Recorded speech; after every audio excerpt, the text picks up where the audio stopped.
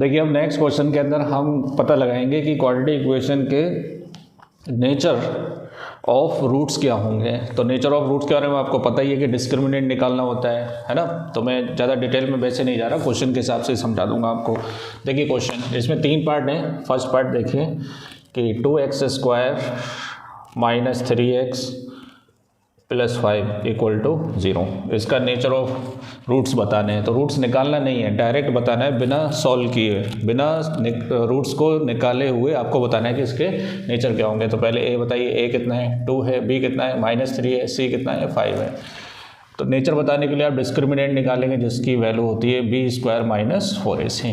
तो b हो गया -3, a की वैल्यू 2, c की वैल्यू 5, 3 3 9, कितना हो गया 40, तो माइनस का 31। अब d यहाँ नेगेटिव आ रहा है, मतलब लेस देन 0 का मतलब क्या होता है, नंबर लाइन होती है ना, इधर d पॉजिटिव है और इधर d क्या है नेगेटिव है, 0 से छोटा मतलब नेगेटिव नंबर।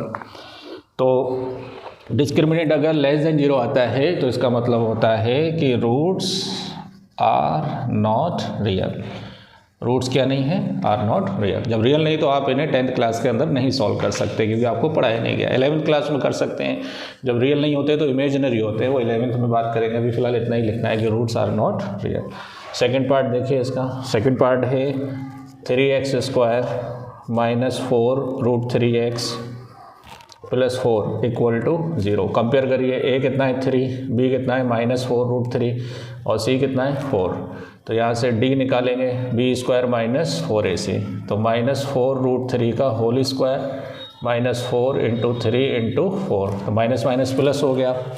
4 4 जा 16 और √3 3 हो गया, 16 3 जा 48, 4 4 जा 16 3 जा 48, 48 से 48 कैंसिल, तो इसकी वैल्यू 0 आ गई। तो डिस्क्रिमिनेंट जब 0 होता है तो रूट्स क्या होते हैं, roots are real and equal. Real and equal, real भी होंगे और इक्वल भी होंगे। इसमें तो रियल ही नहीं होंगे, तो इक्वल एंड इक्वल की तो बात ही अलग हो गई, है ना।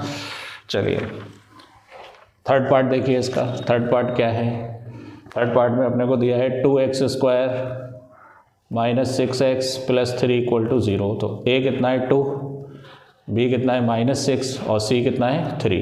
तो d निकालेंगे, b² माइनस 4ac, तो -6 का होल स्क्वायर -4 × 2 × 3, तो 6 6 जा 36, राइट, 4 2 जा 8, 24, तो कितना आएगा 12। तो यहाँ पे d ग्रेटर देन 0 आ रहा है। जब d ग्रेटर देन 0 आता है तो रूट्स क्या होते हैं, रियल एंड अनइक्वल। रूट्स क्या होंगे, roots are real and unequal, है ना। इसमें इक्वल होते हैं, इसमें क्या होगा अनइक्वल, अगर डिस्क्रिमिनेंट पॉजिटिव आता है। अब देखिए मैंने इसके अंदर वही क्वेश्चन लिए हैं जो एग्जाम में आने के लायक है।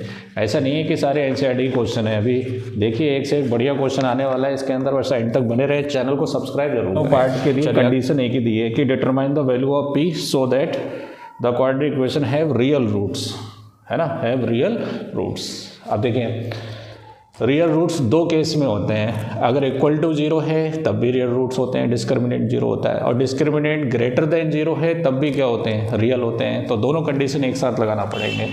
फर्स्ट पार्ट देखिए, px² plus 6x plus 1 equal to 0, इसके रूट्स रियल हैं तो p की वैल्यू बताइए। तो a बताओ कितना हुआ p, b कितना हुआ 6, c कितना हुआ 1। अब रूट्स देखो ग्रेटर देन इक्वल टू 0 होंगे, discriminant greater than equal to 0 होगा तभी रूट्स क्या होंगे, रियल होंगे। कैसे, अगर डिस्क्रिमिनेंट 0 होता है तब भी रियल होते हैं और रूट्स क्या होते हैं, इक्वल होते हैं। और ग्रेटर देन 0 होता है तो रूट्स रियल होते हैं और अनइक्वल होते हैं। लेकिन उसने इक्वल एंड इक्वल की बात नहीं कर रहा है, सिर्फ रियल की बात कर रहा है। तो दोनों कंडीशन एक साथ लगा दो और दोनों ज्वाइंट करके लिखेंगे। तो कैसे लिखेंगे, d greater than equal to 0, right. d की value b² minus 4ac greater than equal to 0, b की वैल्यू 6, a की वैल्यू p और c की वैल्यू 1। तो ये 6 6 जा 36 minus 4p greater than equal to 0। मेहदी के जैग ले, अली के जैग ले, ये माइनस क्या उधर जाके किसका हो जाएगा, प्लस का हो जाएगा। 4 से डिवाइड कर दीजिए दोनों तरफ, 4 से 4 कैंसिल और ये 9 ज़ा, तो यहाँ से क्या आया कि 9 greater than equal to p, सीधा करके लिख लो, तो p less than equal to 9, तो ये वैल्यू आएगी। p की वैल्यू 9 या 9 से छोटी होगी तब इसके लिए इसके रूट्स क्या होंगे, रियल होंगे। मतलब आप 9 रखिए तब भी डिस्क्रिमिनेंट या तो 0 आएगा या 0 से बड़ा आएगा, 9 से छोटी वैल्यू रखिए तब भी 0 या 0 से बड़ा आएगा, लेकिन 9 से बड़ी वैल्यू रखेंगे तो नहीं आएगा यहाँ पर, है ना। 9 से जैसी बड़ी वैल्यू रखेंगे यहाँ पर p की, जैसे 10 रख दिया तो 10 चौक 40, तो ये 40 हो जाएगा, ये 36 हो जाएगा, 40 में से 36 जाएगा तो माइनस का नेगेटिव नहीं आ जाएगा। अगला पार्ट देखिए, second part, 4x² plus px plus 3 equal to 0। a कितना है 4, b कितना है p और c कितना है 3। अब डिस्क्रिमिनेंट यहाँ पर ग्रेटर देन इक्वल टू क्या है 0 है, तो b² minus 4ac greater than equal to 0, तो ये हो गया p² minus 4 into 4 into 3 greater than equal to 0। 4 चौक 16 या 48 ग्रेटर देन इक्वल टू 0। अब इसको कैसे सॉल्व करें, इसको आप पता क्या करिए, इसको 4√3 का होल स्क्वायर, क्योंकि 4 चौक 16, 16 3 48 ऐसे लिख सकते हैं, इसको आप लिख सकते नहीं। अब इसे एक बार ऐड कर दीजिए आप, और एक बार क्या कर दीजिए, सब्ट्रैक्ट कर दीजिए। बहुत बढ़िया क्वेश्चन है, थोड़ा ध्यान दीजिए इसके ऊपर, ठीक है। अब देखिए, अब या तो अब यहाँ पे दो कंडीशन क्या है, दो कंडीशन ये है कि इनका प्रोडक्ट या तो पॉजिटिव आना चाहिए, क्या आना चाहिए, या तो 0 आना चाहिए या क्या आना चाहिए, पॉजिटिव आना चाहिए। तो उस केस में ये दोनों क्या होना चाहिए, पॉजिटिव होना चाहिए, क्योंकि प्लस इंटू प्लस तो क्या आएगा, प्लस ही तो आएगा। या फिर ये दोनों क्या होना चाहिए, माइनस होना चाहिए। माइनस का मतलब माइनस माइनस प्रोडक्ट करेंगे तब भी क्या आएगा, प्लस आएगा।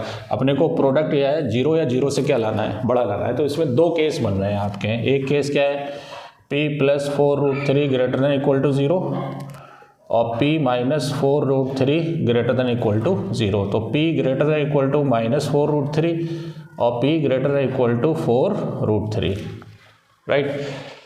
p greater than equal to 4√3। आगे बढ़ते हैं, देखें दूसरा केस क्या है कि p plus 4√3 less than equal to 0, negative है ना, तो नेगेटिव के लिए क्या लिखना पड़ेगा, लेस देन इक्वल टू 0। और ये वाला p minus 4√3 is also less than equal to 0। तो p less than equal to minus का 4√3, ये प्लस उधर जाके माइनस का हो जाएगा, लेस देन इक्वल टू कितना आएगा 4√3, माइनस उधर जाके क्या हो जाएगा प्लस। अब अपने को इसमें से दो वैल्यू ऐसी लेना पड़ेगी कि जो इस कंडीशन को क्या करता हो, सेटिस्फाई करता हो, राइट। अब देखिए, अब यहाँ पर p की वैल्यू अगर आप देखें 4 माइनस 4√3 से बड़ी वैल्यू लगाएंगे, माइनस 4√3 से अगर आप बड़ी वैल्यू लगाएंगे तो माइनस 4√3 से बड़ी वैल्यू क्या होगी, बताइए भाई। देखिए मैं समझाता हूँ, यहाँ पर ये कौन है, 0 है, -1 है, -2 है, -3 है, -4 है, -5 है, राइट। अब देखिए, अगर मैं यहाँ पर √3 ले लूँ, सभी में क्या ले लूँ, √3, रुको मैं बताता हूँ, जल्दबाजी मत करो। ये √3 ले लो माइनस का, और ये माइनस का 2√3, माइनस का 3√3, माइनस का 4√3, राइट। अब आप माइनस के 4√3 से बड़ी वैल्यू लीजिए, तो माइनस के 4√3 बड़ी वैल्यू माइनस का 3√3 होगा, माइनस का क्या होगा 3√3।